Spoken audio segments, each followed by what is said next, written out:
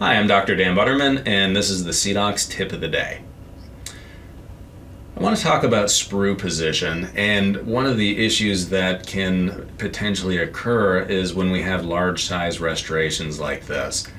So a nice feature in the software is if you go under settings, under configuration menu, you're going to have the ability to pre-select where your sprue is actually placed.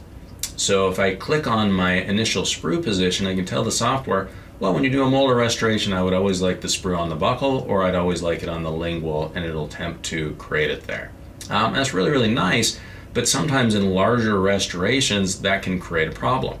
So here we can see that the software placed the sprue on the buccal as requested, but now the restoration is not going to fit into the block. As a matter of fact, we would just have to actually use a bridge block if we wanted to manufacture this.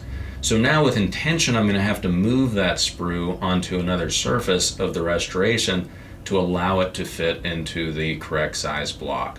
So remember, when you pre-select where your sprue is going to be positioned, you will sometimes have an issue where now that crown's not going to fit into the block that you selected, because the software is going to say, okay, well, you want it on the buccal, you're getting it on the buccal, but it might not fit into that block.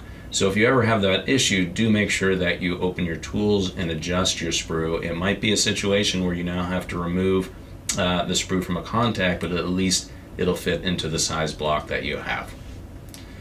So I hope this information was helpful, and if you would like to see more, please visit us at cdocs.com. Thank you.